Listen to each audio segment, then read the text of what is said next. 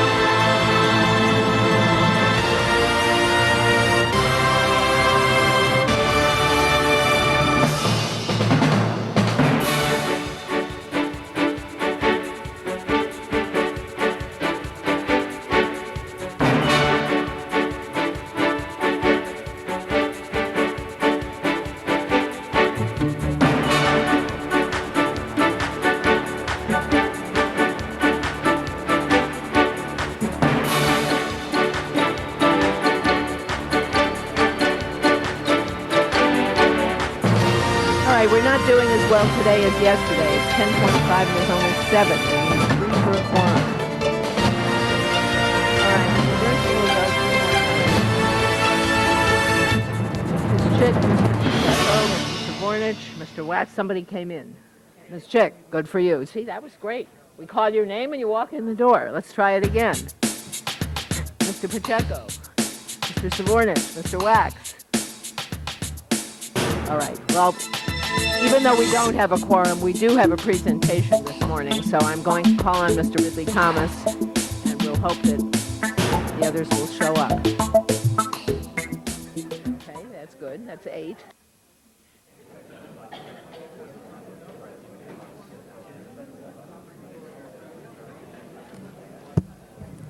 Madam President, members of the council, if I can get everyone's attention just for a few moments.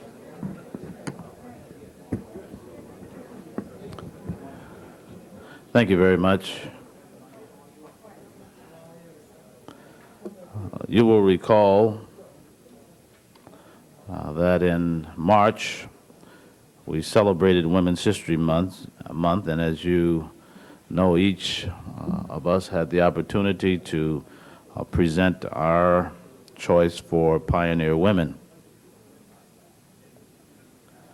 And this is done because we believe in celebrating and acknowledging the pioneering spirit of those persons who have taken on tough challenges and who help to improve the quality of life for the residents in our respective communities and certainly beyond that. And it's with a great degree of respect and pride that I'm pleased to present the nominee for our district, the 8th Council District, and clearly beyond that, who was unable to be here on the day that we made the presentation, but arranged her very busy schedule to be here today. And I speak of no other than Ms. Jeanette Humphreys. In 1992, Jeanette Humphreys was the first woman elected as president of SEIU Local 99 and has been re-elected for 3 terms. During her tenure as president, the local has grown from 18,000 members to 38,000 members. Her career as a public servant began when she went to work for the Personnel Commission of the Los Angeles Unified School District. There, Jeanette then went on to work for the Los Angeles County Department of Social Services as an eligibility worker. She returned to LAUSD as a parent volunteer at the Crescent Heights Elementary School. She became a special education assistant, and during that time, she raised 3 children. As a person who was committed to the issue of quality of life and for the workers of her union, she went on to become one of the organizers in Local 99 and has helped make that union a vibrant force in the lives of those members who are a part of it. In addition to her role as president of SEIU, she currently serves as an international vice president of the Service Employees Union, secretary and treasurer for SEIU's Western Region Conference, and president of SEIU's Joint Council and chairperson of SEIU's Public Education Council. She serves as Vice President of the California Labor Federation and as Vice President of the Los Angeles Labor Federation, and was a founding member of the African American Task Force. I think with this you well appreciate that the role and impact that she has had in our community is significant. And we are indeed fortunate to have her with us as a part of the movement to make life better for her members as well as those who are not members of her union, but in the various ways that she works as a parent advocate, as an advocate for the rights of people generally. And to that extent, we are pleased to have her as our Pioneer Woman of the Year. Jeanette Humphreys is one who has worked in education, worked on a range of issues involving children, youth at risk, and those things that are important to the empowerment of those who are interested in the political process, to grow them, to learn them. This is empowerment at its best, and we are glad then to present this certificate of commendation to Jeanette Humphreys as our 2001 Pioneer Woman, done in part on behalf of the Los Angeles City Commission on the Status of Women. It is for an exemplary record of commitment, long-time responsible involvement, and numerous significant contributions to the support, protection, and awareness of the valuable accomplishments of women in our society. And through this personal dedication, you enrich and strengthen our community and make the community of the city of Los Angeles a better place in which to live. And we present this with a great degree of pride and respect. Ms. Humphreys.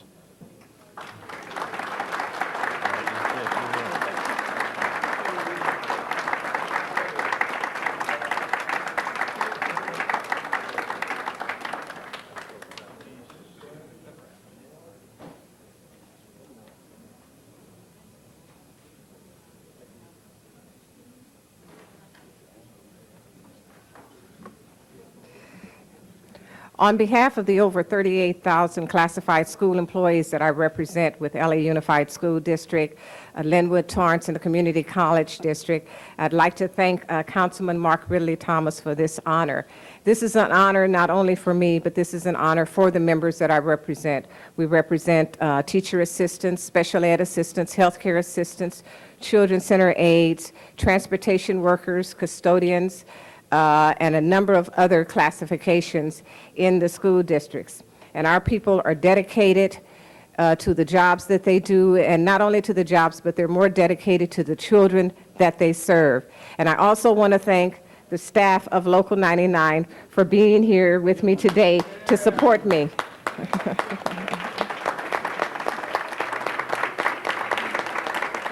And I'm sure I would have had many of our members would have come out today, but they have to be in the school system doing their jobs that they do every day, being dedicated to the children that they serve. Thank you. Thank you. All right. Thank you, Madam President. All right.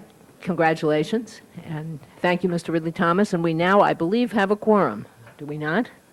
All right. See, I knew that would work. All right. In that case, good morning. This is a meeting of the Los Angeles City Council on Wednesday, May 9th. The council meets Tuesday, Wednesday, and Friday, almost never at 10 o'clock. There are 15 council districts. We are being viewed on Channel 35, which does endless reruns of the meetings. If you miss it the first time, you can see it again. And if you're here and you want to see it again, you can do that too. We're also available by council phone, and we are ready to call the roll. Burnson, Schick, Fuhr, Hernandez, Holden, Miskowski, Pacheco, Badir, Ridley Thomas, Swarnich, Wax, Walters, Galanter. 10 members present in a quorum, Madam President. All right, thank you. First item. Approval of the minutes. Without objection, the minutes are approved. Commendatory resolutions for approval. And without objection, those are approved. Before beginning the regular agenda, there are several items to continue. Item number 3, the applicant consents to continuance to June 1st. All right, item number 3 is continued to June 1st. Item number 16, a request to continue that 1 week to May 16th. Okay, item 16 is continued for 1 week. On the regular agenda, items noticed for public hearing, item number 1, there's a request to hold that for Councilmember Fuhr. Okay, we'll hold item 1 on the desk. Item number 2 is a Planning Land Use Management Committee report, zone variance appeal, and it's a public hearing item. Yes, and we have several people who wish to be heard. I guess we'll take the against the proposals first. Mr. Ted Stallman. We haven't got there yet. Mr. Stallman, and then Elizabeth Strahlstrom and George Wolfberg. Go. Good morning, council members. My name is Ted Stallman, and I'm appearing today on behalf of myself and on behalf of a group of residents that are most directly affected by the requested application to expand the use of a gas Hold on station. a second. No, it's very noisy back here. Can I ask all of you who are having conversations to move sideways so the rest of us can hear Mr. Stallman? Thank you. Sorry. Go ahead. I have 3 points to make in opposition to the requested application. First, the applicant has done a very slick job of attempting to turn the request for expanded use of the station into a referendum on the approval of the station opening or closing, claiming financial hardship as the reason for the requested expanded use of the station. I'd like to point out that that is incorrect, and in fact, during a meeting with myself and the applicant and other members of the community, the applicant acknowledged to us that he probably generated enough revenue from the existing operations of the station, absent the car wash, to pay his rent, and that he was an entrepreneur looking to improve his financial opportunities at the station. Number 2, the expanded operations of the station will in fact have an adverse impact upon those neighbors who are most directly affected by the station. Even the department staff report of April 1999 acknowledged the following: certainly detailing and car washing will increase the noise in business on site, which is adjacent to a single-family neighborhood. But there's more. Part of the record includes a letter submitted by one of the residents most directly affected by the station, and I'd like to just read one short paragraph from that letter. The noise level from the power water spray, multiple vacuums, air hoses, gunning of high-performance engines out of the driveway, workers yelling back and forth, and is more than any family can take. We bought a house on a busy street. We're not bothered by traffic noise. The gas station didn't add to that noise before the car wash started. The car wash is what is making the impact. I have 2 children with special needs who are extremely sound sensitive, who I sometimes have to put in bed in my room on the other side of the house away from the noise. The last and final point I'd like to make, which I believe is the most important, which it strikes me as rather odd for a public agency to be approving an expanded use of a station at the same time when it is acknowledged that the applicant has continuously engaged in serious violations of the existing restrictions governing the use of the station.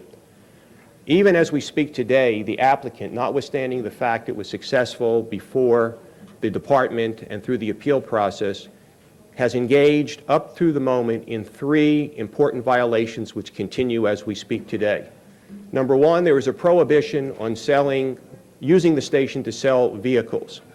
I checked the website today for the station, and notwithstanding the fact that this matter was brought to the applicant's attention, he continues to advertise vehicles using the station as the method for the advertising of such vehicles as the first violation. Number 2, the applicant is engaging in mechanical repairs of vehicles at the station site, another violation. Third, because of the extreme difficulty and safety factor in providing gas products to the station, there is a prohibition on gasoline supply trucks delivering gas if they extend beyond the street line. In fact, at the last hearing before the Plum Commission, one of my neighbors acknowledged that she'd observed a continuing violation. This is not the first time. So in summary, I would simply request that the application not be approved if for no other reason that the continuing violations of the station are a direct affront to those neighbors who comply with the law versus the applicant who has chosen not to comply. Thank you. Thank you. Ms. Strahlstrom, followed by Mr. Wolfberg.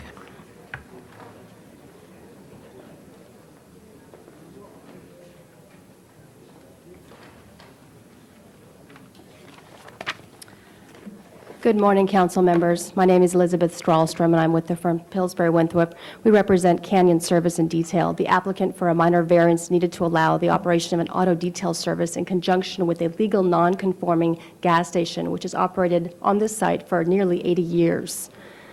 The variance is needed to reduce the disparity between the subject property and other similarly situated uses in the city of Los Angeles that, although located in residential areas, have been allowed to expand and modernize their uses and to continue to operate viably. The zoning administrator, the area planning commission, and the Plum Committee have not abused their discretion in recommending approval of this variance, and the decision should be upheld by the city council. Although Mr. Brian Clark is the applicant in this case, it's important for the city council to realize that this case affects the rights of the elderly property owner, Mrs. Marquez. She's the elderly matriarch of the Alvera Marquez family, who at one time owned the entire canyon. So this is an important case as far as her rights to continue to use this property. The practical effect of the zoning code in this case is to restrict the scope of this use to what was established 80 years ago, yet the zoning code does nothing to exempt this property from the burdensome regulations which recently required the owner to install nearly $144,000 gas tanks underground. This use cannot continue to bear the burdens of modern regulation without realizing any benefits of a slight modernization. In 1998, the operator, Brian Clark, refurbished the entire gas station at his own expense. He runs a clean, friendly, and considered operation. He has obtained the support of nearly the entire neighborhood. In fact, the city has received over 630 letters of support. The opponent falsely claims that Canyon Service is violating several conditions today. This is simply not true. The point he just made about the cars for sale on the site is inaccurate. There are no cars for sale on the site, nor have there ever been cars for sale on the site. At the Plum hearing, the applicant brought the owners of those cars that were on the site, and they explained that the cars were simply photographed there for the scenic, or the historic station backdrop, which helped create a nice picture for sale. Those cars have since been sold or are not on the market. That website is old, and it will be changed. This is not a used car business. It never has been. It never will be. Nor are there any repairs or mechanical types of things going on the site, even though that is permitted, as Robert Genovese found in 1994, after Mr. Stolman had waged a war complaining about this use to the city and required a lengthy investigation to ensue.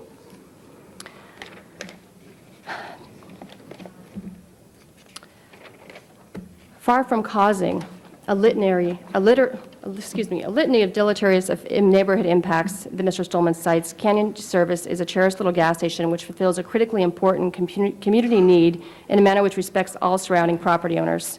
It has been examined at length by the city. It is found to not cause any significant impacts.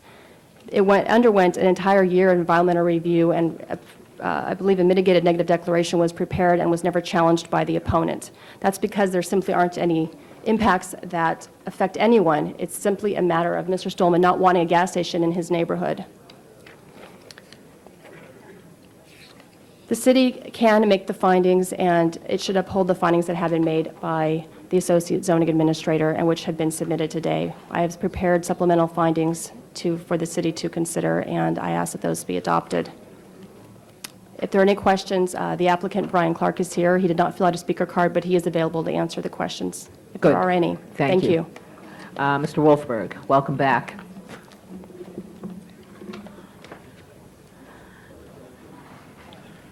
Good morning, Madam President and members. My name is George Wolfberg. I'm the president of the Santa Monica Canyon Civic Association, which is the association in the community in which this gas station is located. Also, personally, I live within the 500-foot notification area of the station and have not been inconvenienced by any odors or noise from the station. As far as our board of directors is concerned, they have unanimously approved and recommend approval of the ZA findings. In addition, we had our annual meeting last week, and there was a brief discussion or mention of the station and virtually unanimous approval by our members of the continuation of the existing use. Thank you. Thank you. That closes the public hearing. Ms. Mizikowski. Thank you, Madam President. This is a case that is in the 11th District, and as was indicated, the station has been operating continuously since 1927. The community that grew up around it actually came as the owners of this property sold it for development, sold it. And interestingly, for the most part, in fact, overwhelmingly for the most part, the neighborhoods appreciate, value, and come out in strong support for the station and for the minor addition that is being requested today. The findings were made in an application for approval by the zoning administrator. They were upheld and modified slightly by the Area Planning Commission and recommended unanimously by your Planning Committee. This is, I think, a reasonable use. It is moderated and controlled and limited, and I did submit to the city attorney and the zoning administrator the supplemental findings that were added, and they have reviewed them, made some minor changes, and I've submitted those to the clerk for inclusion in the record, and I asked for an adoption of the Planning Committee report. Anybody else? Open the roll on Ms. Mizikowski's motion, close the roll, tabulate the vote. 11 ayes. That's approved. Next item. Items for which public hearings have been held, items 4 through 19. Item number 16 has already been acted on.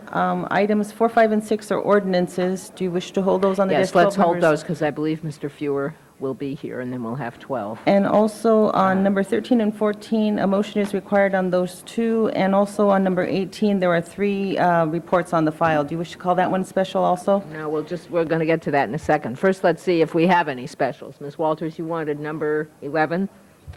Ms. Walters calls number 11 special. Any other specials? Items 7 through 19. Okay, so we need a motion on item 14 and 15. I'm sorry, 13 and 14. Sorry, 13 and 14, okay. Motion on 13 and 14. Do I hear a motion? Well, no, you can't just have a motion. You have to... Yeah, yes, you can. It's a note and file, and on 14, it's receive and file. All right, Mr. Savornich moves. Sure. Yeah, that was an easy one. All right, and on item 18. Item 18, we have 3 reports on the file, so somebody has to make a serious motion here. Oh, I'm sorry, you did? I missed that. Okay. Item 18 is called special by Mr. Wax. Okay, so that leaves us 7 through 10, 12 through 15, 17, and 19. Open the roll, close the roll, tabulate the vote. 11 ayes. Those are approved. Next item, Madam President, items for which public hearings have not been held, items 20. Special to refer Which one? back, 19, Oh, that's supposed to be well, referred back to okay. Public Safety All Committee. right, Ms. Mizikowski moves to reconsider 19. Is there any objection? 19 is reconsidered and sent to public safety.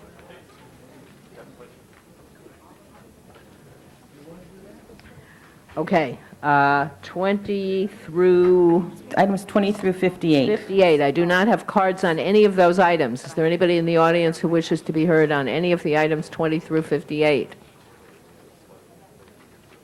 I see a hand in the back. Sergeant, could you get this gentleman's card?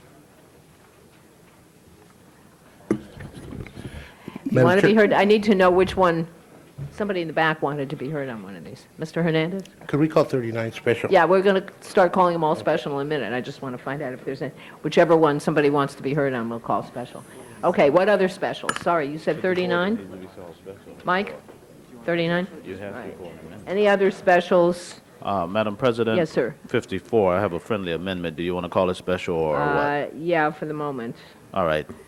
Okay, 39. Any other specials? 20 through 58. Okay, 35 and 36, Mr. Wax. Anybody else? Okay, and did we find out which one the gentleman wanted to be heard on? 39, all right, that's already called special. Okay, so we are ready to open the roll. Mr. Ridley Thomas, you wanted to be heard on, or is that to call it special? Your name's on the, I'm sorry, which one, Joel? With respect to 54, I think it would best be to just simply change the date for the city attorney to report back to May 15th, Okay, and that will satisfy. solve your problem. Yeah, it will take care of All all right. that. Okay, And I concur with that, Rick. Yeah. all right, so is there any objection to the amendment? Yeah, my question is. Oh, it's you, okay. Whether- I'm sorry. It was a voice, disembodied voice coming out. Yeah, I'm going to Yes, have to ma'am. stand up larger or something.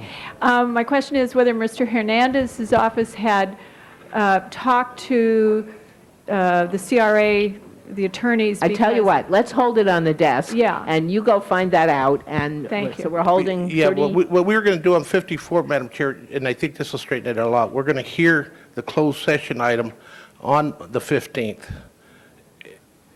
And timeout, okay, she says timeout. Okay, hold 54 on the desk for the moment. We have, as far as I know, we now have before us items, well, and we have two that hold 20 and 21 as well. So we have items 22 through 34, 37, 38, and 40 through 53, and 55 through 58. Any more specials? No. Open the roll, close the roll, tabulate the vote. 11 eyes. Those are approved. Which brings us back to, Item number 11, called special by Councilmember Walters. okay, item number 11, Ms. Walters. Could you hit the speaker thing, please?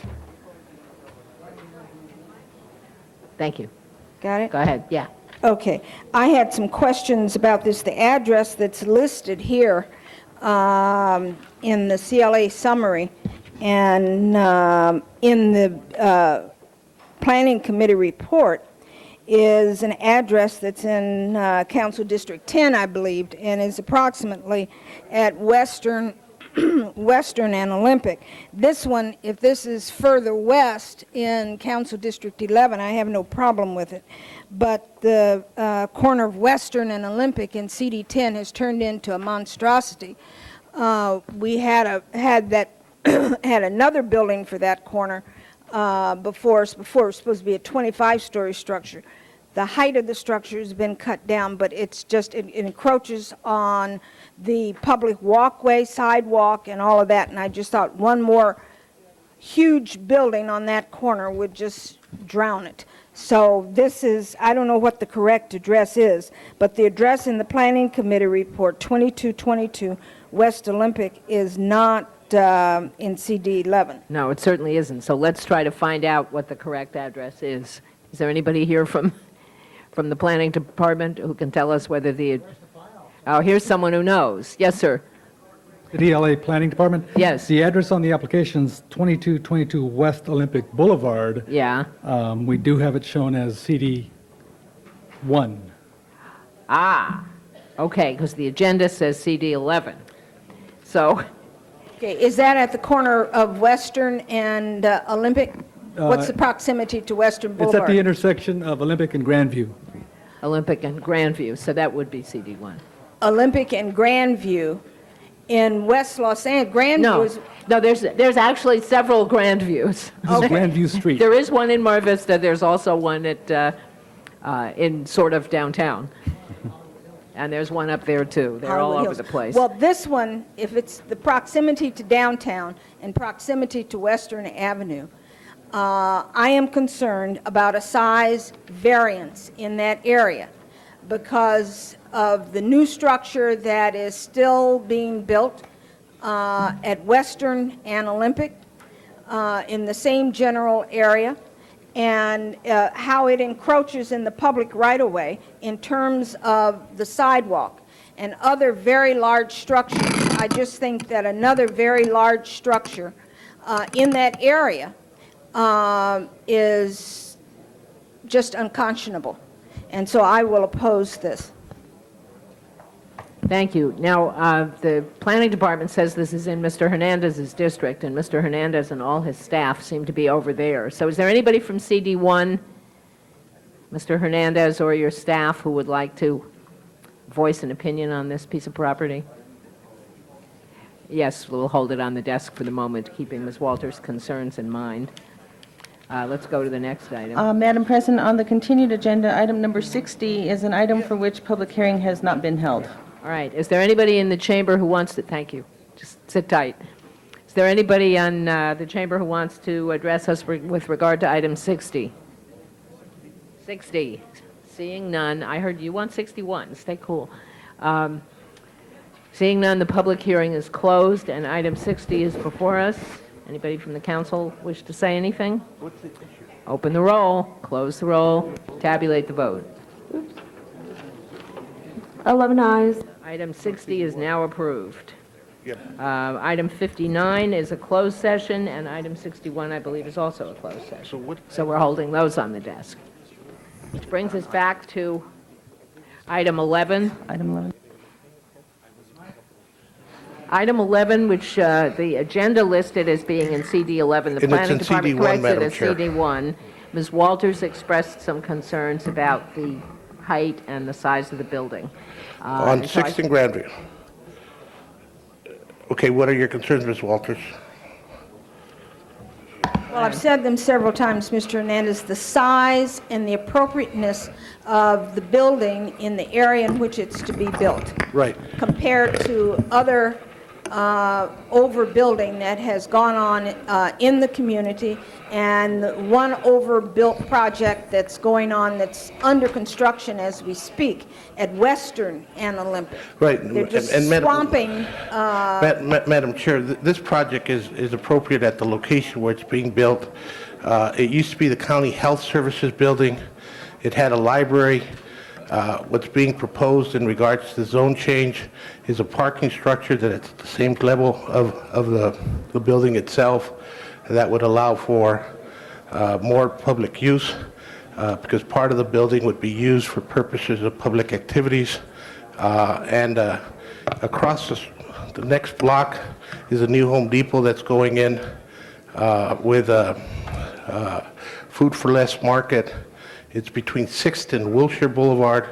It's what we call the commercial corridor, and it would be kitty corner to the site where you presently have a Metro rail station.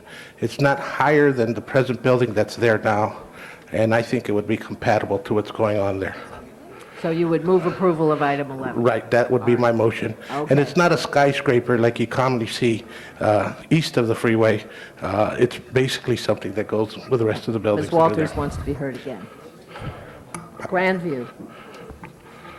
I understood Mr. Hernandez to indicate that this was a Metro rail station. There's No, no there's a Metro Metro- rail station on Olympic. There's a Metro rail station on Wilshire Boulevard between Wilshire and 7th. Yes, but this is Olympic. I know it's Olympic, man. Fine. I guess Ms. Walters is questioning my knowledge of my district, and I understand that. Well, I think you're just Mr. disagreeing. Hernandez, Wait, I'm wait, not wait, wait, questioning- hold on. Let's not get into that. I think you disagree about whether the building is appropriate or not. And the best Okay. way to settle that issue is to take a vote. Okay. All right, Mr. Burnson, you're next. Is that what you wish to do? All right. If there's no objection, we will open the roll on item 11. Close the roll. Ms. Walters, did you want to vote no on this one? Yeah, it's not registering, okay. So record Ms. Walters as a no. Okay, 10 ayes, 1 no. All right, that's approved. Okay, thank you. Next item, Item number 18, called special by Councilmember Wax. Mr. Wax. If someone just give us a little overview, there were 3 different reports here, so I was curious the difference in which one is being moved.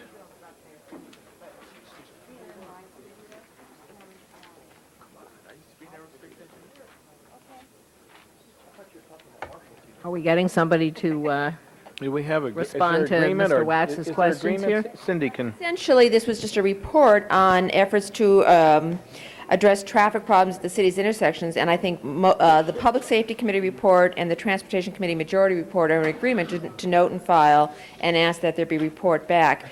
The only difference is Mr. Bernson's minority report in Transportation Committee, which said to instruct the LAPD to assign additional officers to motorcycle traffic, whose primary duty would be traffic enforcement. We have had reports from the police department that they are increasing traffic enforcement, and particularly in the valley, but they are doing it with black and white traffic assignment rather than motorcycles. So that's the only difference. This is a specific direction if one were to move the minority report. The All right, public well, then safety I'll and just wait for Mr. Burnson if he wants to speak on his proposal. Cindy, did you want to go, you're listed on there, did you want to say anything further? Let me just say that I would move the adoption of the Public Safety Committee report and Transportation Majority report, which are consistent. Okay, thank you. Mr. Burnson. Yes, members of the council, I've made this speech so many times you probably have it memorized also. But I can tell you that if you go out there on the streets of Los Angeles, you better watch yourself if you're going to start out into an intersection when the light turns green, because there's going to be at least 3 cars that are going to go through on the red afterwards.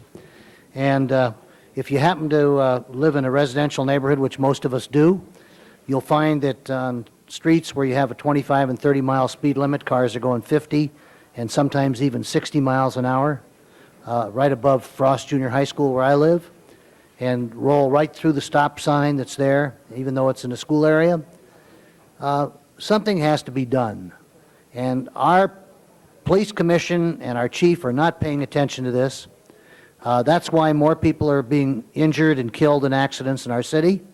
And frankly, I brought this motion in many, many times that we need more motor officers. I disagree with the chief that black and whites can be as effective in enforcement. In fact, they're not even really being used. They're being used to take regular calls. So if you want to note and file this thing, because probably I'm the only voice in the wilderness, but I can tell you that it's not going to get better until we get people to pay attention to what's going on out there. So I'm going to move the minority report. Okay. Mr. Wax. I share Mr. Burnson's, I don't know if this is the ultimate answer, but the problem is a real one.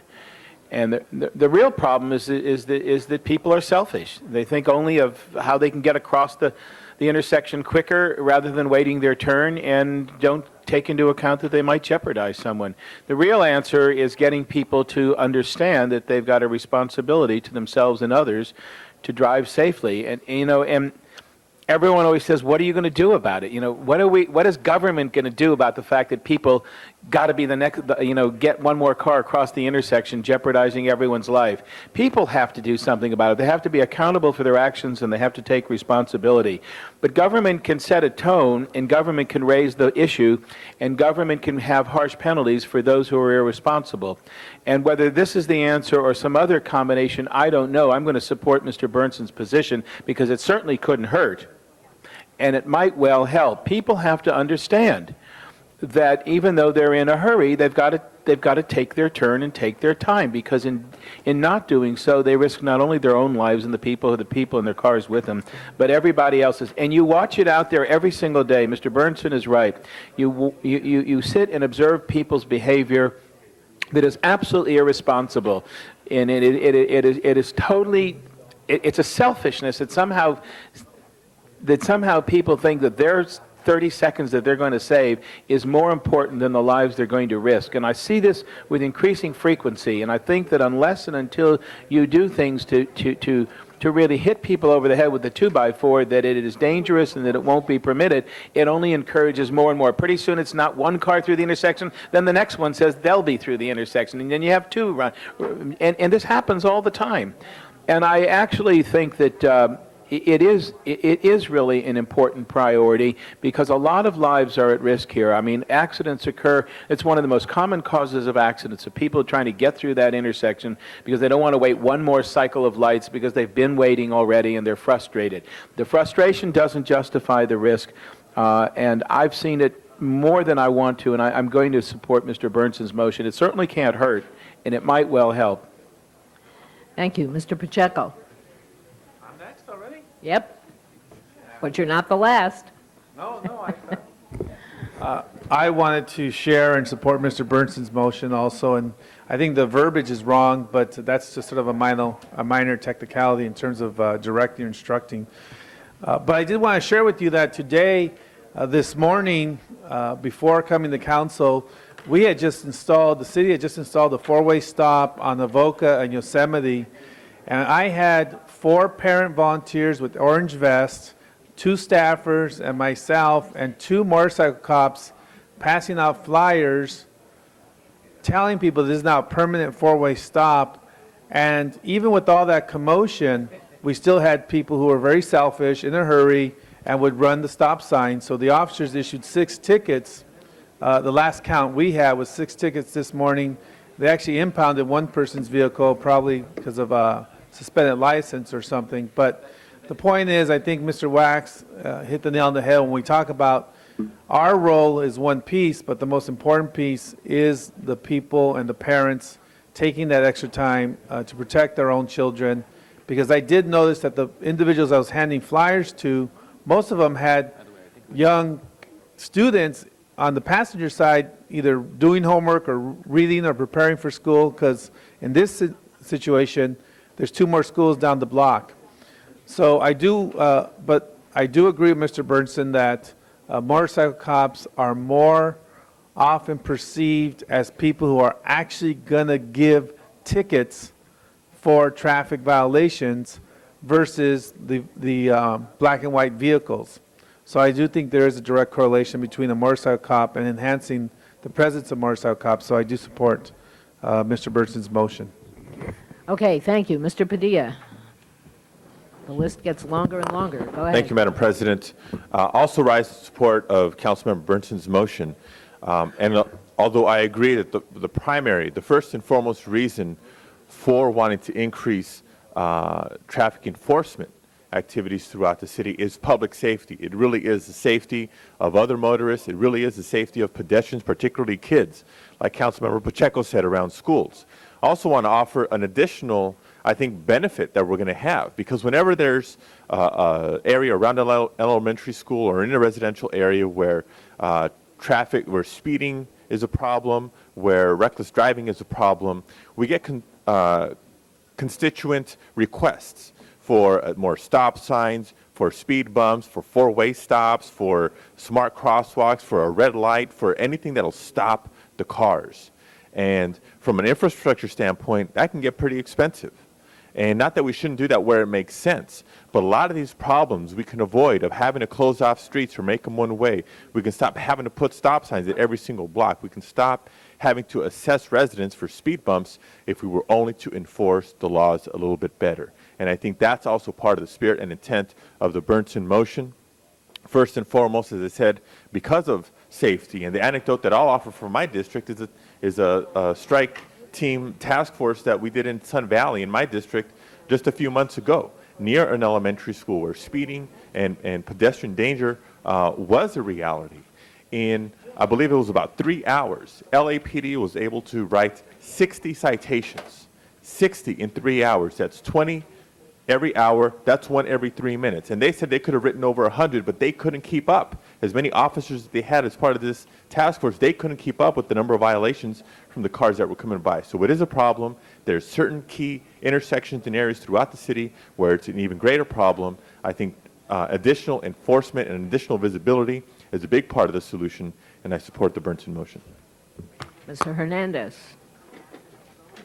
Members of the council, I wish we had the Transportation Committee report in front of us as opposed to just the report we're looking in regards to the committee report. When we reviewed the report, what it did is it took not only the top 20 intersections, but expanded it to the top 40 intersections. And it talked about the number of vehicles that move along on those intersections. And for example, when you look at Los Angeles and Aliso, it had over 1 million vehicles that moved through that intersection within a very small time frame. And so it had a lot of accidents. So what DOT is doing as part of the report is determining what kinds of traffic mitigation measures they can impose in those intersections to try and reduce traffic. And in many cases, the accidents that were generated tended to be left turn accidents, and so that if they could put a dedicated signal for left turn only, they felt that that would reduce accidents. So they took an analysis and they're implementing capital projects to make those changes to try and reduce traffic accidents. When LAPD reported to us, in their report they said that more officers are going to be assigned to motorcycles who will be doing that. But the police department, as they stated in our budget ad hoc committee, is assigning its officers to four-wheel vehicles because of the added protection, but the added tools that they have when they have a vehicle. So more police officers are being assigned to motorcycles for purposes of this kind of traffic mitigation. And then the question became, do we want to take officers out of four-wheel vehicles? In other words, we have a shortage of vehicles. Do we want to take officers out of police cars who currently serve more purposes than just traffic mitigation, and basically are out there as part of the whole network? And so that's what the report indicated. Now, what I thought we included in our recommendation was a 6-month report back, and we wanted to study what improvements had actually happened at those intersections because of the improvements, to see if traffic accidents had decreased, so that there could be a further analysis as to what has to be done at these intersections. And so that report was asked to come back in 6 months because it was too premature for us to make assumptions because the mitigations were still being implemented. I just wanted to give everybody a perspective because we were dealing it as a whole when the committee made the recommendation. And I think that Mr. Burnson in his minority report, when they responded to him, they did respond that there was going to be more motorcycle officers.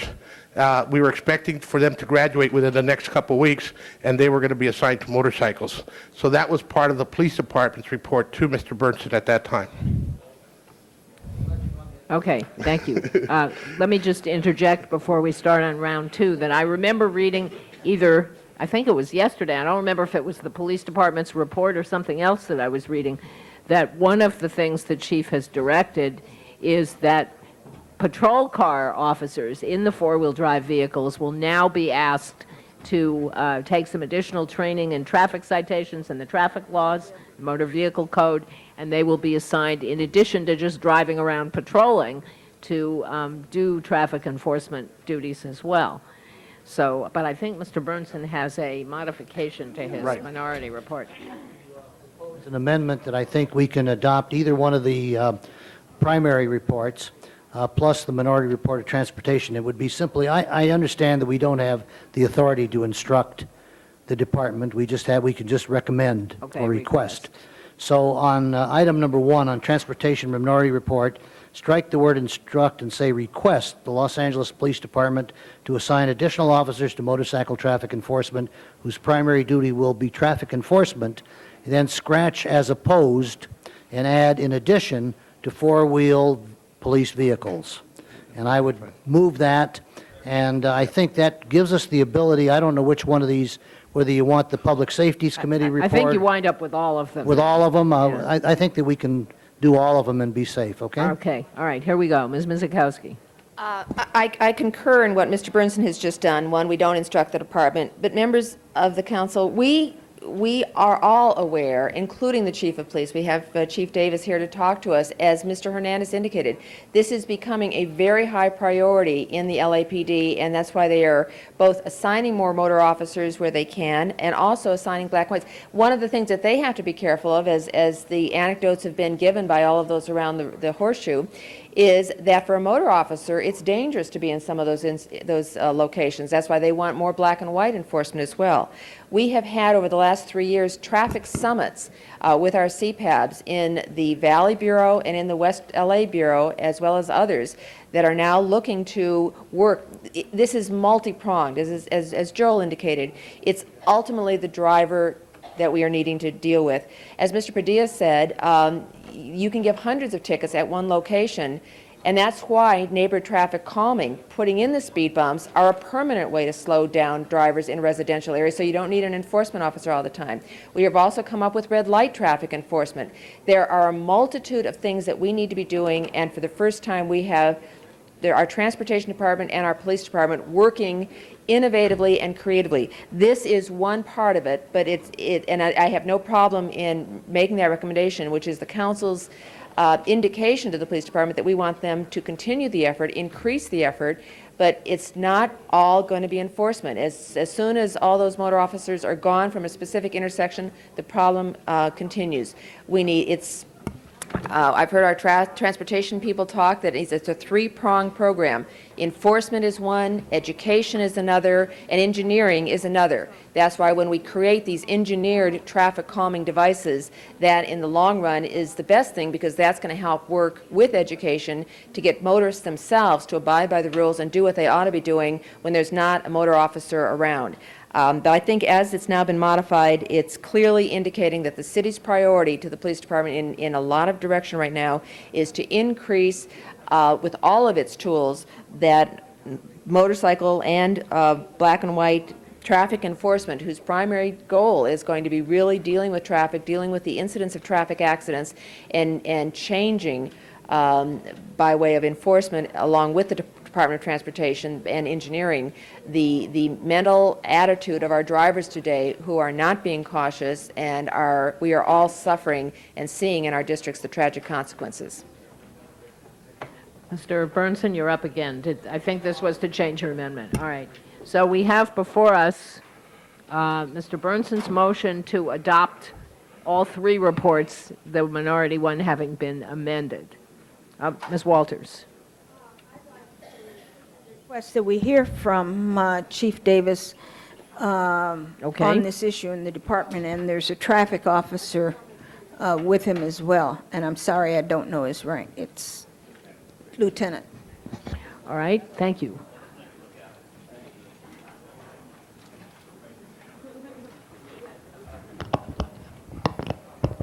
Thank you. Go ahead. I just wanted to emphasize a couple of things. First of all, Councilmember Mizikowski touched on a lot of the issues that I was going to comment on, but I think it's important to know that the department is focusing very heavily on traffic enforcement throughout the city. A couple of things that was mentioned by Councilmember Mizikowski had to do with the red light program, which all of you are very much aware of. But I think one of the issues that is missed with using the black and white vehicle is the fact that it creates the impression, and it really emphasizes the visibility of the patrol car and its responsibility in the traffic enforcement arena. For instance, there was a comment made that the motor officers, everybody knows the motor officers will issue a citation, and that the black and white vehicle perhaps will not. We want to make it very clear that all the Los Angeles police officers are enforcing the traffic violations within the city, and one way to do that is to have black and white vehicles out there who have as their sole responsibility to enforce traffic enforcement.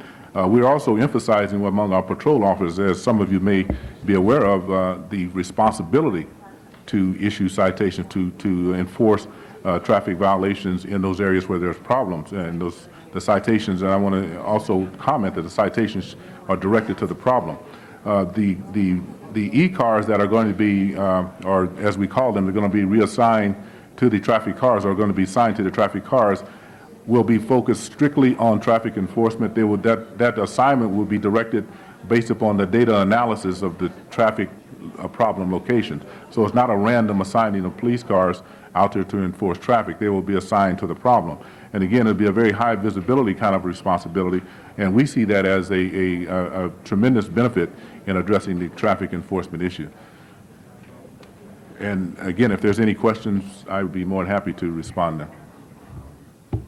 Doesn't look like it. Okay. Anybody have any further questions? All right. We have Mr. Burnson's motion, which is to adopt the majority report plus the amended version of the minority report. So let's take this in two stages. Let's vote first on adding the amended version of the minority report to the majority report. So open the roll on adding the third one. Close the roll. Tabulate the vote. 12 ayes. All right. Then we'll take another vote on the whole package. Open the roll. Close the roll. Tabulate the vote.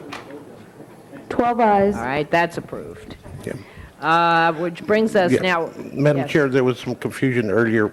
We wanted to call item 60 special, not item 61, and so- we voted on item 60 already. So I'd like to ask for All reconsideration. right. Is there any objection to reconsideration of item 60? Hearing none, it is reconsidered. Thank you. However, we have a number of things to do first. We still have, Mr. Fewer Right. is here now. We have, hold Right. on, we'll get to And it. and I don't need 61 to be special. 61's a closed session anyway, so. All right, item 1.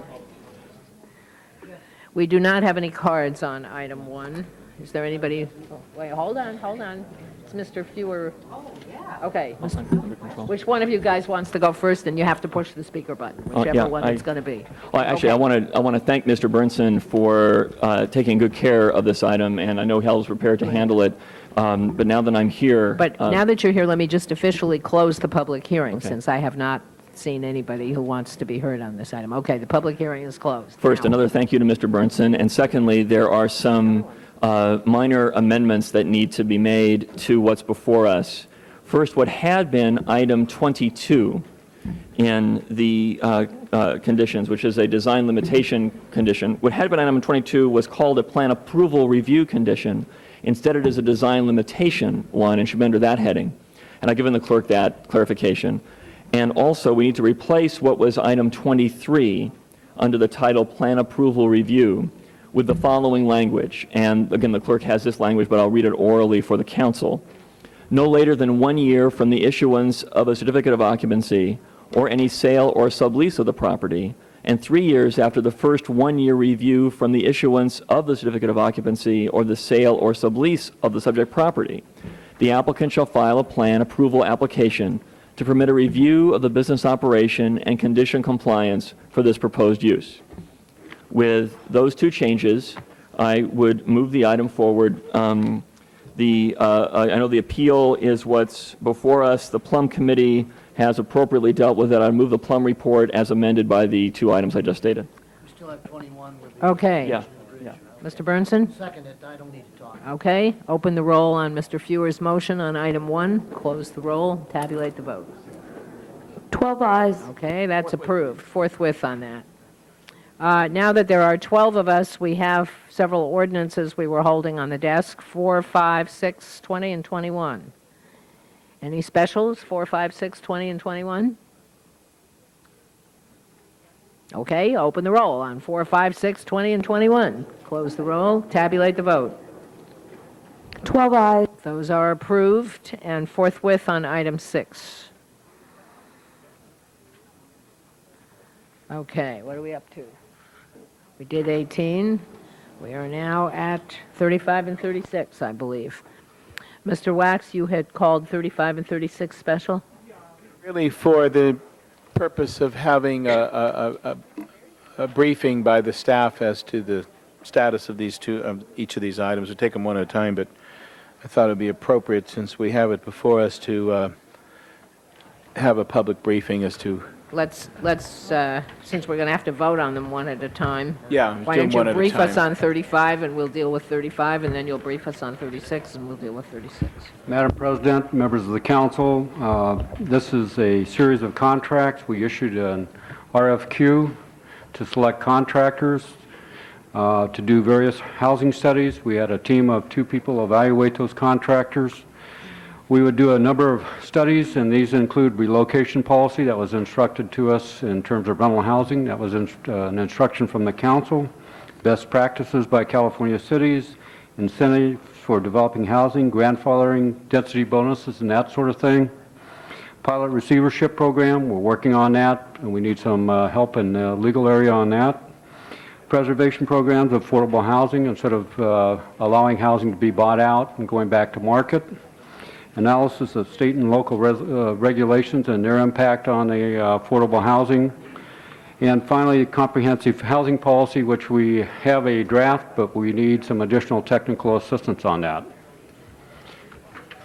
I think partly, though, what also came to mind is, I mean, these are all important topics. They're topics we address on an ongoing basis. I'm a little curious as to why the department itself isn't either able to make these analyses or avail themselves. This isn't the first time those kind of issues in a broad sense have been studied. I mean, is there something specific that you're asking that isn't already available in the information that's available generally on the fields?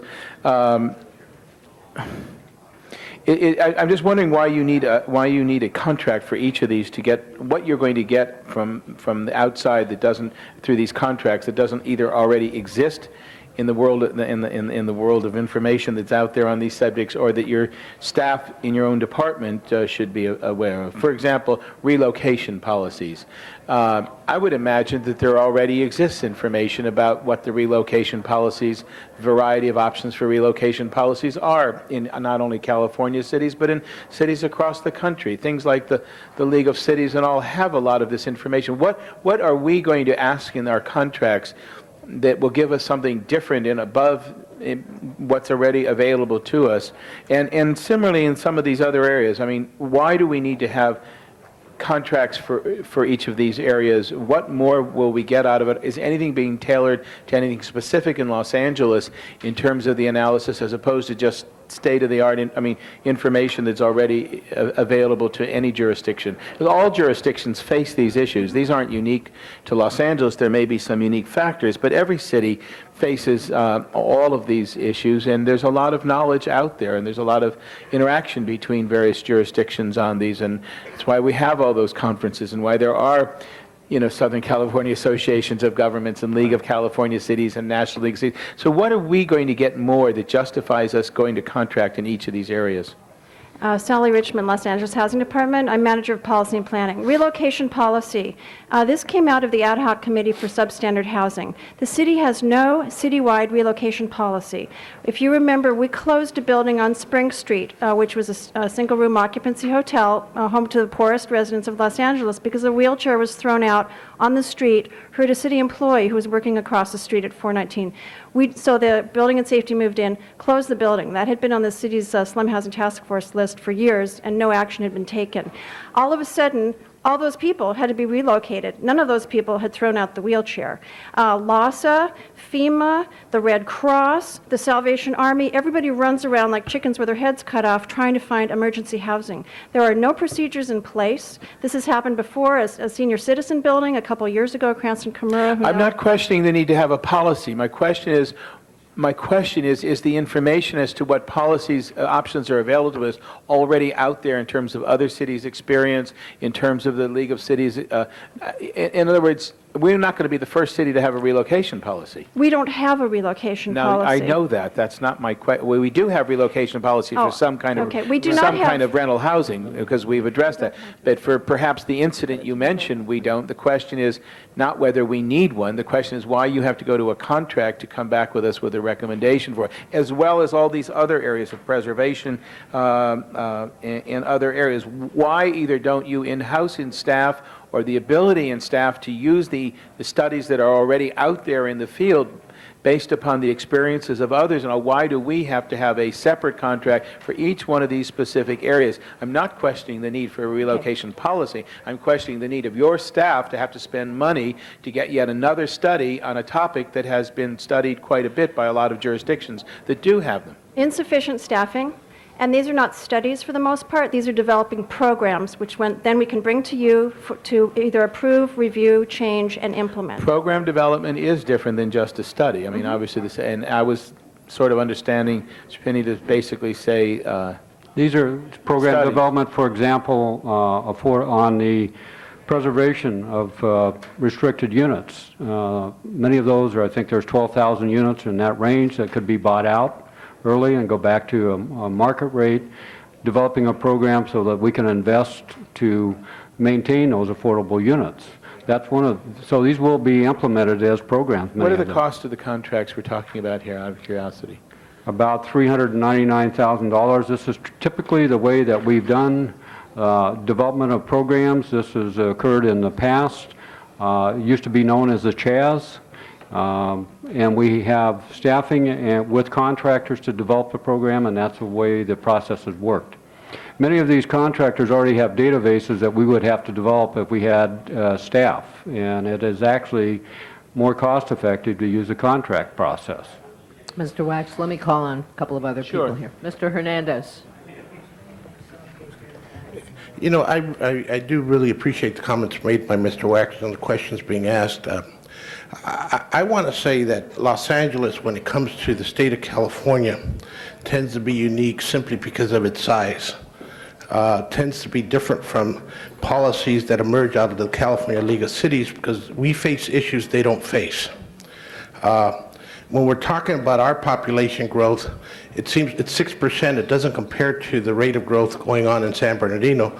Our problem is that 6% is 200,000 new people. And so what we're finding is this compression effect. Los Angeles as a city has had a housing department now going on 9 years, and a housing department that also has now assumed the responsibility of code enforcement. In doing that, what we're finding is many of our older structures are simply out of code and not habitable.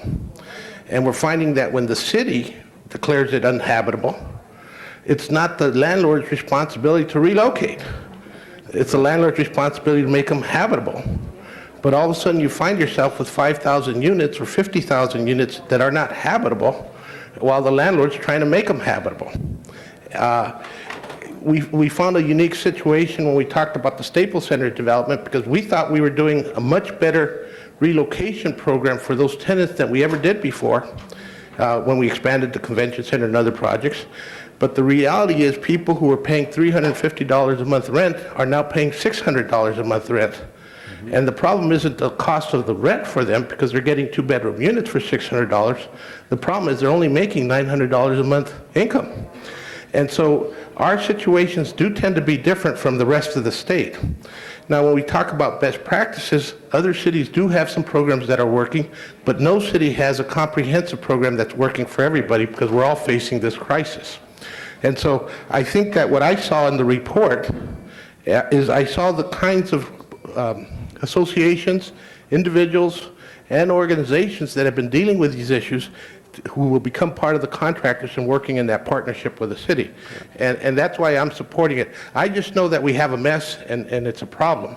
I get the phone calls on a Friday night of Building and Safety went to a unit and they found 17 families living in an attic.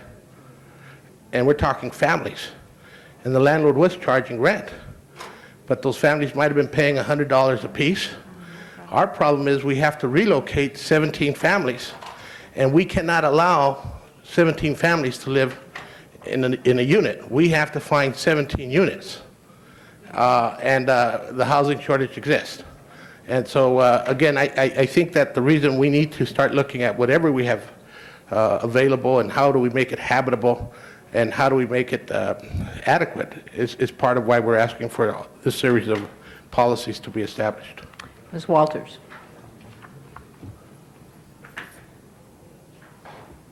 Thank you. I was engaged otherwise. I am going to support this report of the Housing Department, but one of the things that you indicated that I was previously unaware of, the building with the wheelchair being thrown out of it. One, I was aware that a wheelchair had been thrown out of the building, but I had always heard, it was reported to me that the city worker was right under the wheelchair, was on that side of the street, not on the opposite side of the street. And this is the first I've heard that the entire building was vacated. Someone said to me, the building could be vacated, but we don't want to do that. And that was what I understood happened. So I'm amazed, and I'd like to talk with you further about the building vacation and about the what happened where this city worker was as opposed to where I thought the city worker was. But beyond that, it seems to me that a violation of that instance is blaming all of the people in the building for what one person in the building did. And unless we can identify the one person who did it and remove them, it certainly is not fair to move everybody out of the building.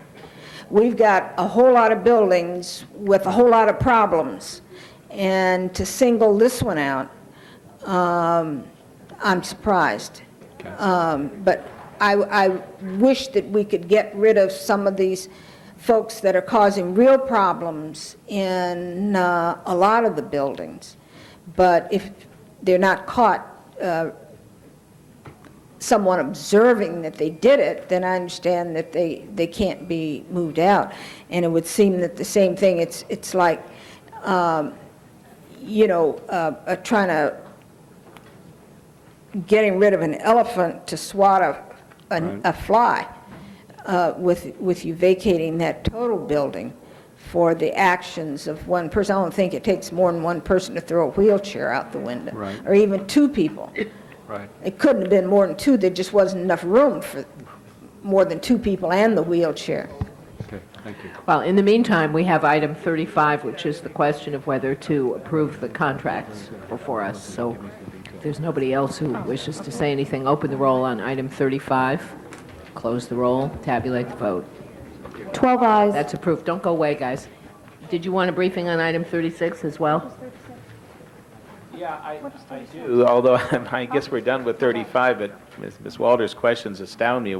Who would order a whole building vacated? Well, but Because someone- those are important questions, but they're not immediately relevant to item 35, which is certifying the list of contractors and issuing Well, the contract. So reason why, I think we do need to explore them, but Yeah, item 35 we may not really be do. the way That's to just do it. astounding to me that you'd empty out Okay. a whole building because someone threw a wheelchair. If we emptied out agree. every building in town that has a bad tenant in it, well, Yes, I we'd know. have the Well, Coliseum full of tenants. Indeed. Okay, item 36. Your 36, question can on we 36. have an equally lucid? No, 36 is an exciting project, and I want you to use this as an opportunity to tell us the status of it and what we're proceeding to do, because it's a very, very exciting project. Okay. Yes, Don Spivak from the Redevelopment Agency. Item 36 is a proposal to authorize a contract with the California Community Foundation.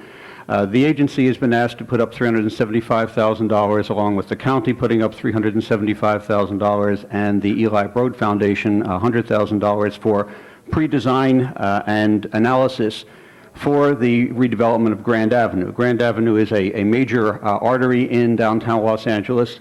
Both the county and the agency are among the key property owners along the strip. And there is a great deal of interest in seeing that this area is properly developed so that it becomes in itself a major destination point, maintains the value of both the private investment and the public investment that has been taking place and will continue to take place.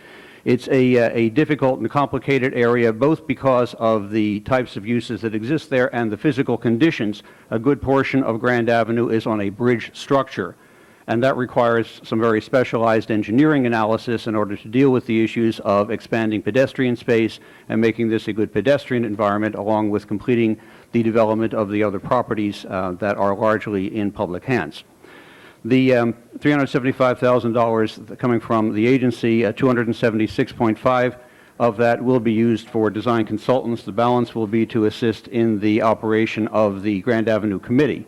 A number of the consultants are in the process of being selected. None have yet been ordered or directed to start work pending the appropriation and the approval of the funding. The California Community Foundation has offered, and we are recommending that they be approved to do so, to retain, manage, and invest the funds at no cost. Whereas if they were to be done municipally, there would be a cost, at least in terms of the staff that would be required to oversee that effort. Mr. Wax. Yeah, I know that this Bunker Hill redevelopment project is not flush with funds, so where is this money coming from? The source of the funds are Bunker Hill redevelopment project. I know that. What is not going to be done that had previously been budgeted to be done that will be due with this one? Maybe that's a question I should let others ask, but... No, I'm sorry. There were funds that were set aside to partially fund the actual development and construction of Grand Avenue, and that is the source. For this particular project That's was correct. set aside, okay. Yes. I mean, it's an exciting, as little as I know about it, in the sense that what was presented publicly in the last year is very exciting. It's sort of forming a connective tissue between many of the great aspects of downtown, and it's really something that I want to encourage to go down the line to pursue. But I think at some point at some point, someone's going to have to make a broader presentation to this council of what's really involved and what the commitments may be required and what the options are and all. But you probably can't do that till you do these initial steps. But I was wondering if this money had really been set aside, and I think we'd all benefit from being kept informed of this project. It's an interesting and exciting project. I can only concur. I had a long talk with an architect whom I happen to be on a panel with, who's been involved in this, and it's going to be an interesting challenge in engineering to fulfill the architectural vision and the planning vision simply because of all that bridge space. But it will be wonderful. It will extend all of the area that's now used for free concerts through at California Plaza, and then to connect the museum and the Colburn School and the Music Center and all the rest of that stuff. And I think it's going to be great, but I do think you're going to need help putting it together. So, anybody else? Okay, open the roll on item 36. Close the roll, tabulate the vote. 12 ayes. That's approved. Which brings, thank you, Don, brings us to item 39, and we do have someone who wishes, Mr. Ridley Thomas, no, Mr. Hernandez had called item 39 special. We do have somebody who wishes to be heard, who says he doesn't want to give his name and he doesn't want to give his address. So what do we do with that? Is that legit? This gentleman who wishes to be heard identifies himself as Mr. L, and it says his address is confidential. That's okay. All right, Mr. L, Mr. L, whoever you are, come and speak to us on item 39.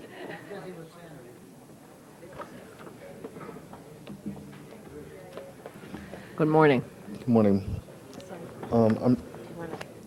I'm not really clear about what the definition of the public safety officer is in this section right here.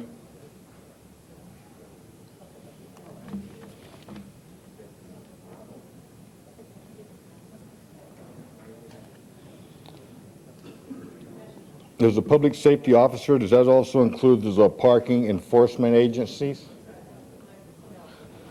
Does the public safety officers, does that also include All you got to do is make your statement. They're not going to answer you back and forth. I believe it refers to police and fire. And this would extend the same protections to the civilian employees of the police department. It only I'm sorry, your mic's not on. Ms. Mizikowski is pointing out that the bill deals only with police officers and would extend the public safety officers' procedural bill of rights to civilian employees of the police departments and to firefighters. And the recommendation of the committee is to oppose the bill. Okay, I concur with that. I concur with that. Okay, thank you. All right, that closes the public hearing on item 39. Was called special by Mr. Hernandez, and then we'll call Ms. Mizikowski. Yeah, I just needed further explanation, and the reason I've been asking the question is when we talk about Assemblyman Cedillo, we're talking about an assemblyman who represents the city of Los Angeles in this entire district. And why he was introducing the bill is more the question I have, and then I would like an answer why we're opposing the bill. Michael Karsh with the Legislative Analyst Office. We don't know what particular problem Mr. Cedillo may be addressing in the bill. We do have negotiated MOUs with our civilian employees in the police department, and of course with the uniform officers in the fire department. We do not see that this bill would aid to that process, and in fact would subvert it and would change provisions of the charter and implementing ordinances and the MOUs that we have entered into for these two classifications of employees. It is because of that that we are recommending opposition, and we have the recommendations from fire department and police department to do so. Now, and again, I understand our perspective, and the reason I ask this question is, why don't we know why he introduced the bill? And see, the reason I'm asking is, we have state staff, when we need Assemblyman Cedillo to carry something for us, we let him know. And I would think we would have a clearer understanding why he felt the need to do this. It might not have anything to do with Los Angeles, and we might be able to amend it from that perspective, because we already have MOUs in place. And so it's more bothersome to me, and I ask this question when we're taking on our own. And part of the conflict I have is he represents the same constituents I represent. So I'm just trying to figure out, because we do have staff in Sacramento, and normally we would know those things. And so you're saying we haven't had any contact with his office? Yes, we've again? had contact with his office. Okay. All we were told was that he was sponsoring this, and he considered it to be a valid, applicable bill for the protection of the rights of the people in these two departments. But there was no further description given to our legislative representative at the time. And there's nothing in our MOUs that would prohibit civilian employees, for example, from running for office or facing reprimand because of that? Not that I'm aware of. Yeah, and see, those are some of the things that the bill calls for, so I'm just trying to consolidate where it is that we're at. Let me call on, if you guys have more to say, do it, and then let me call on a couple of other people here. Ms. Mizikowski. I agree with the recommendation of the chair, and I appreciate Mr. Hernandez's question, but I don't know that our legislative analyst always understands or finds out the motive as to why somebody introduces a bill. But I think even though we have members in the Assembly who do carry legislation for us, that doesn't mean that we always agree with them. This one, as it affects our city employee relations issues and the distinction that we have always held and that have been held statewide, separate for police officers, recognizing just the difficulty of the lives they lead and the issues that they are put under, that has been a specially recognized class.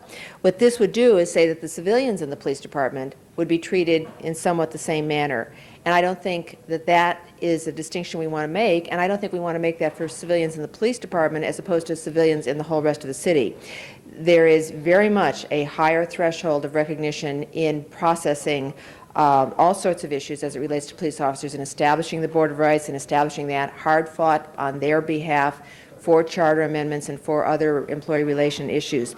This essentially elevates another group, two other groups of people to that same level, and I think it creates further disparity for other employees and essentially usurps our right, our responsibility to negotiate fairly with all of our employees for what they request and how we deal with it. So I think that this is it's just a bad bill as it would affect us, and I think that the recommendation to oppose it is fine. If there's further discussion as to, and we learn what the issues were that which caused it to be precipitated, it can always be changed. But right now, I think it's something we should accept the recommendation of both the CLA and the Chair of Intergovernmental Relations.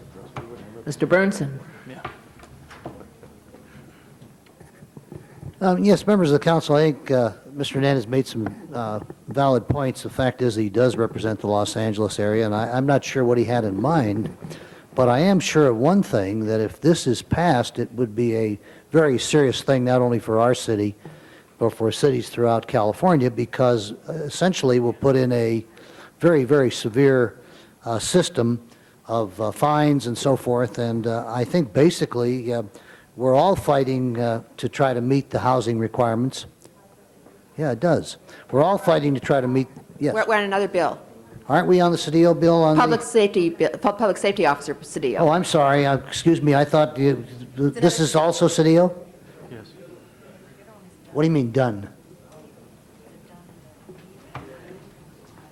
Okay. I don't see anybody else wishing to speak. Does that mean we're ready to vote? Okay, open the roll on item 39, which is to oppose unless amended. There's an unless amended paragraph on there. Unless No, amended. it's just outright opposed. I'm sorry, 39 is a straight oppose? What's the other one that I read that was, okay. Yes, this is just oppose. Open the roll, close the roll, tabulate the vote. 11 ayes. Okay, that's approved. Brings us to item 54 is a closed session. I think we're now at 60. Yeah, but if I looked up 54 in the agenda and it said... Oh, okay. Item 54, Mr. Ridley Thomas. I don't see Mr. Ridley Thomas.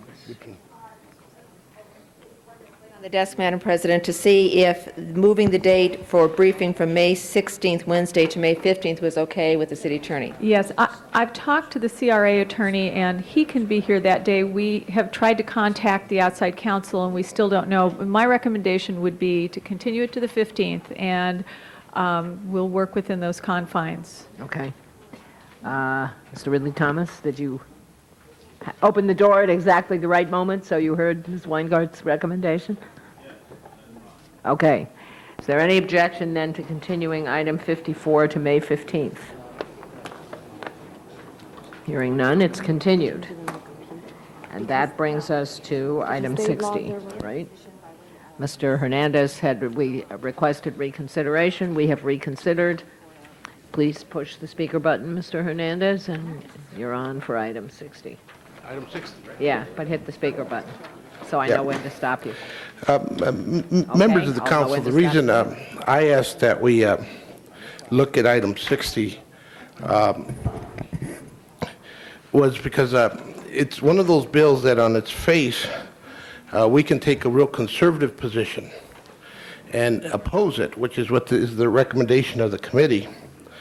But on its face, it doesn't just impact the city of LA, it impacts the entire state and every region. Mr. Burnson and I sit on the, I sit on the CED committee of SCAG. And what I've come to realize is that as the city of Los Angeles continues to work on its housing crisis, other cities are simply opposing the construction of any kind of affordable housing in their cities. And what that does is it makes Los Angeles the focus point of where affordable housing is being built and the only place where people are moving to find affordable housing. And so we find that it's not just the city of LA. According to the measures before us, we could be in compliance with the housing element, but other cities might not. And this is proposing sanctions on those cities that are not in compliance with the housing element with the state of California. And it's doing it in a way where it's giving those cities actually 2 cycles. If they were using the cycles that we have today, that would be 10 years of noncompliance before the sanctions could be applied. But there's supposed to be 2 3-year cycles for their housing element updates, and that would be 6 years. After 6 years of noncompliance, it would then give nonprofits the right to go to court and force compliance. So we're basically taking the same position the State League of Cities is taking and saying we want to oppose this legislation because it puts sanctions when you're out of compliance. I thought that we should have that discussion as a city because I honestly believe that the city of Los Angeles is trying very hard to meet its compliance requirements in regards to housing. It's the fact that everybody else is choosing not to, that we're finding ourselves in a position on an ongoing basis of not having enough housing. And this legislation would basically force the same burden on everybody. And that's why I wanted to bring it to our attention for some more discussion before we just voted to oppose the bill. And I just want to add real quickly, I'd need Mr. Karsh or someone to come up because several of the elements that initially were proposed in the bill have changed. And they've changed in a way that it's more amenable in the direction I think we want to go as a city. All right, but I have 3 more people who want to be heard before we go through the evolution here, unless they want to do that first. Mr. Burnson is first, followed by Mr. Fewer and Ms. Mizikowski, and eventually we'll get to me.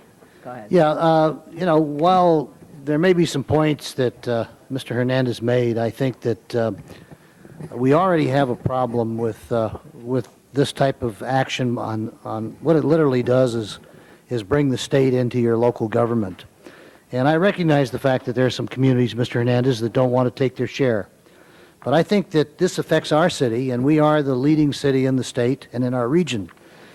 They already have means of dealing with noncompliance. If we're not in conformity, the HCD literally can stop all of our grant monies from coming forth. And this happened in the case, this is from the from the federal government in Atlanta, basically, because they were not in compliance on their housing element, all the federal funding was cut off to Atlanta, to the Atlanta County. So I think that while the intent of this may be good, the problem that it could impose with local governments, including our city, are very severe, and I think that we need to oppose this legislation. At the same time, we support the idea behind it, which is to make sure that all communities step up to the plate and take their share of responsibility. But in reality, one of the problems I have with HCD and with some of these regulations, we as a city can only make available the zoning and land use to accomplish this thing. It's up to the private sector and the marketplace to really generate, and for local government, we've already given incentives such as density bonuses and things of that nature. We're devoting a lot of our CRA money to generating affordable and low-cost housing. So I think that we have stepped up to the plate, and I'll grant you that we have a big problem at Skag right now, and that's what I think Mr. Hernandez is referring to, because the Inland Empire insisted that 66,000 homes be taken out of what they were required to provide, and that may shift it to other areas, but the truth of the matter is that if this is passed, it will not just affect the Inland Empire. It will affect our city and every city and county in the state of California. So I think that there is a better way to deal with areas that are not stepping up to the plate. This is using a sledgehammer when you should use a scalpel, and I would urge that we do oppose it. Thank you. Mr. Fuhr. Mr. Fuhr? Mr. Fuhr is sleeping. Mr. Fuhr has disappeared. Ms. Mizikowski. Yes. I agree, and I think it's interesting. I know Mr. Hernandez and Mr. Burnson have spent a lot of time with SCAG and really grappled with this. I was going to use this time to ask, we attempted to adopt our housing element, and we were threatened at the time, not threatened, there were indications that groups found, as best our intent to try to do something, it was not going to meet the state level. And before we adopted it, I think we asked our staff, I don't know if it was planning and or the housing department, to ask the state, would they find our housing element acceptable? And I'd like to have an answer to that, but in general, whatever the answer is, we are trying. We have an affordable housing ad hoc committee to deal with the housing crisis. We are to be penalized when we are really attempting to try, and other areas are attempting to say we've got to take more. It seems to me to say go ahead and fine us for not achieving somebody else's perceived level when we are, I think, seriously, earnestly trying to provide this, increasing our own housing fund, et cetera, is the wrong message. So I think we want to try. I don't think opposing an imposition of a fine or a penalty is problematic. I think we should just say no. We will still strive to do what we can under the existing law. But let me ask at this time, do we have a response from the state agencies as to our housing element that we were about ready to adopt and sent to them first for their legal clearance? Frank Eberhard, member of the Planning Department staff. Yes, we are working with the state staff now. We've drafted what we think will satisfy them in terms of getting a letter of substantial compliance, and we hope to bring that back before the end of June for adoption by the City Council. Okay, well, and I think that's the more important message, members of the council. When we had the housing element here and we were questioned as to its adequacy, we took a very proactive stand. Instead of saying just adopt it and let somebody sue or let someone reject it at the state level, we wanted to work with them to see that we were attempting to incorporate everything that we could.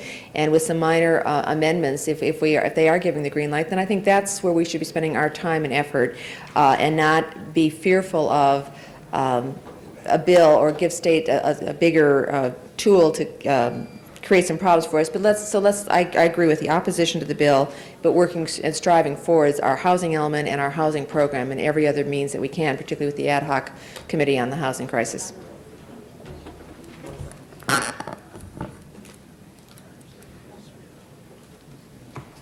Mr. Hernandez? Oh, I'm sorry. Yeah, I think Ms. Galander, I'm sorry. Thank you.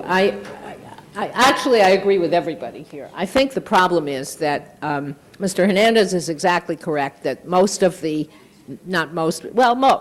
cities in the region are very happy to let Los Angeles pick up all the affordable housing. Unfortunately, most of the lawyers in the region like to sue Los Angeles, not those other cities. And so my concern is, though I agree that sanctions on the cities who are not doing the job are appropriate, what's going to happen is we're the ones who are going to get hit, because they do it all the time. If you look at the Mello Bill, which is a bill that requires housing, affordable housing be replaced in or near the coastal zone, there's an awful lot of coastal cities. The only one that's been sued under the Mello Act is us. And we're the only ones who are actually doing affordable housing in the coastal zone. But it's so much more thrilling to sue the city of Los Angeles than to sue the little cities.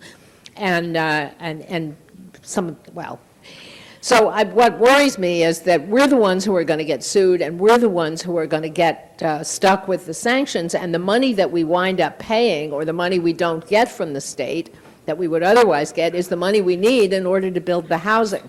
So although I'm in complete sympathy with Mr. Hernandez's basic position on who's trying to get out of their responsibilities and who's not, I think we still have to oppose the bill, because I believe in the real world of lawyers and lawsuits, we will be the ones who get sued.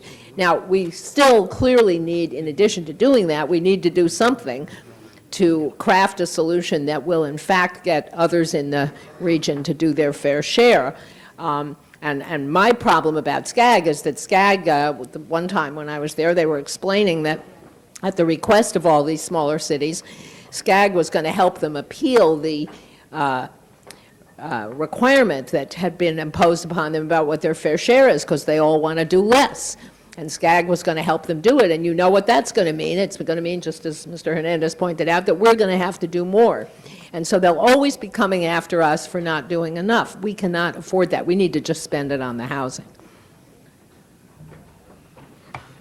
Okay, I'm seeing no one before us. Mr. Hernandez? Yeah, I just wanted staff to explain the changes, particularly in terms of the sanctions, the cycles, as well as the escrow account that would be, that's established for those cities that aren't in substantial compliance, because everybody's talking about us losing money. And if you could explain that part of it. Members of the council, before you is the recommendation from Councilman Holden, which was to oppose the bill unless amended. Mr. Holden objected to the use of the gas tax as sort of an extortionist position on cities who do not have the housing element adopted. However, he said they should go after other penalties, and he suggested such as reducing instead housing tax credits available to that city.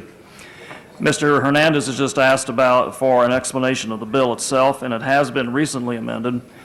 Due to the objections raised by many cities, the author has accepted amendments which do not remove the threat of withholding gas tax money, but allows for a longer period of time for a local jurisdiction to submit a satisfactory housing element to the state.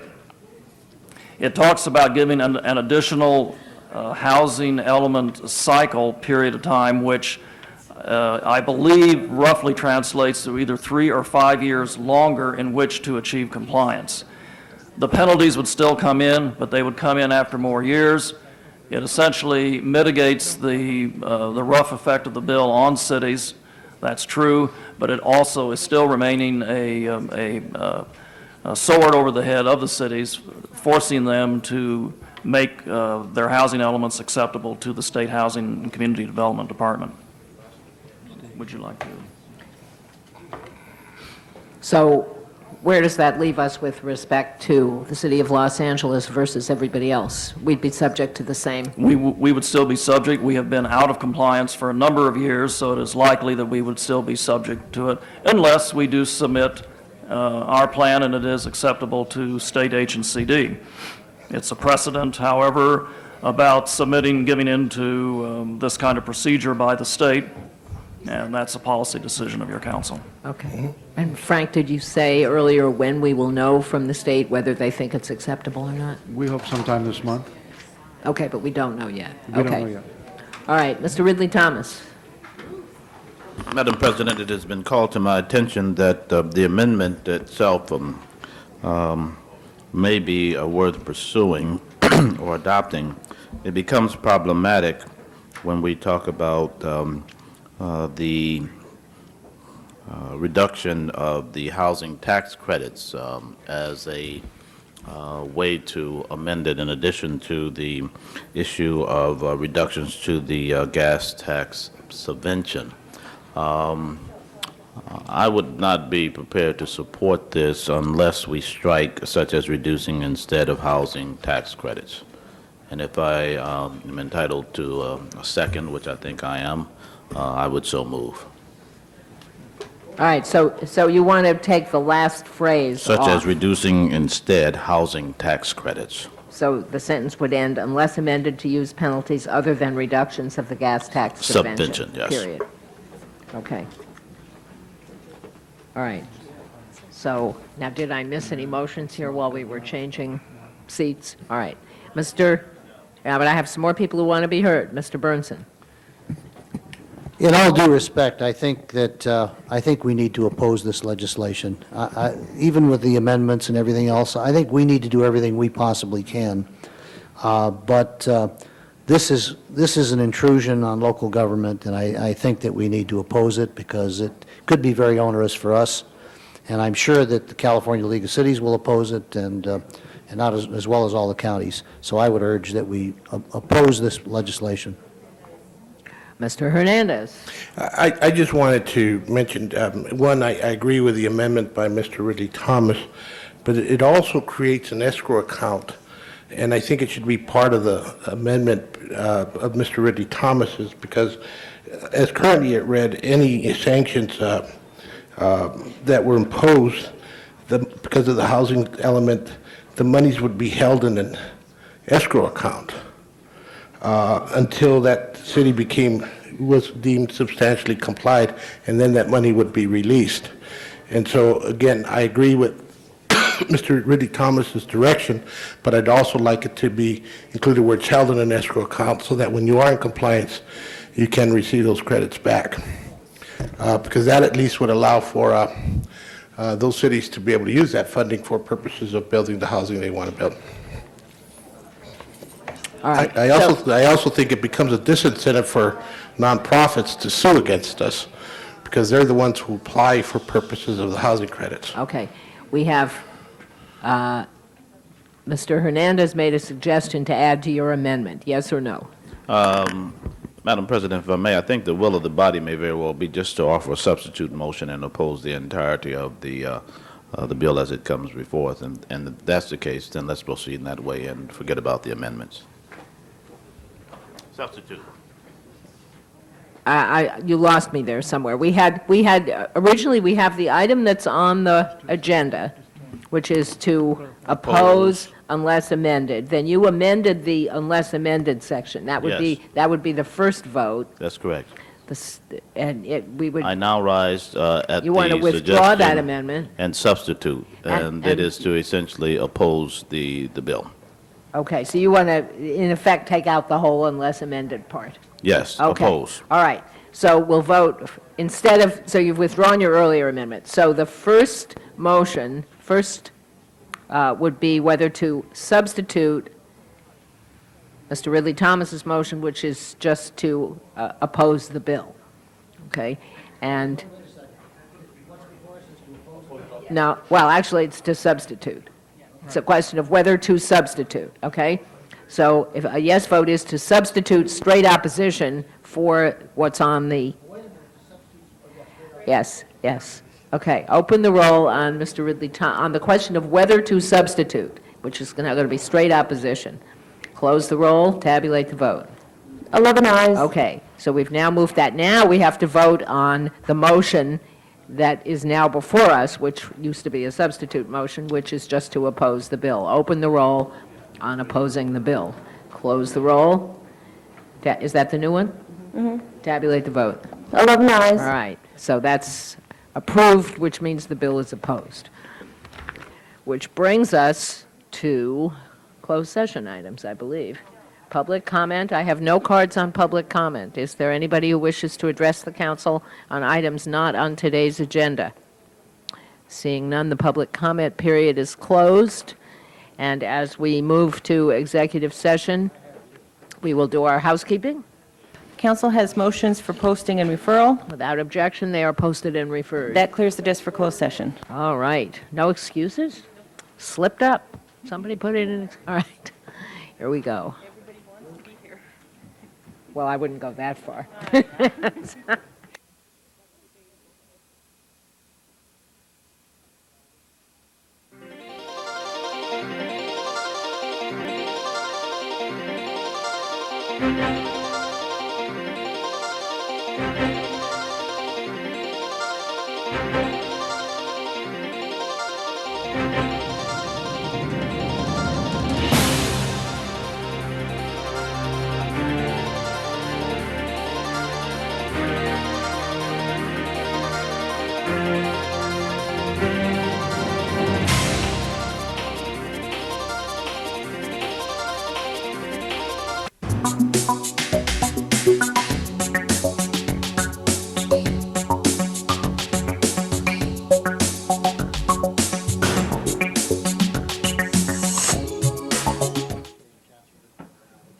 Do you want to do it today or wait for tomorrow? All right, we're on.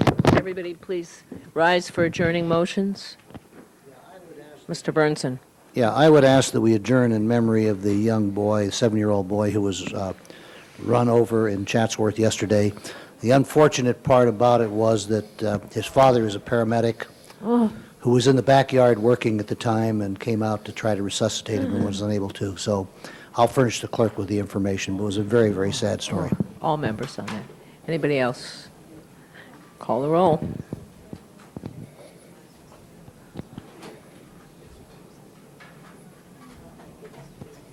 Thank you. We are adjourned. See you on Friday in the morning, please.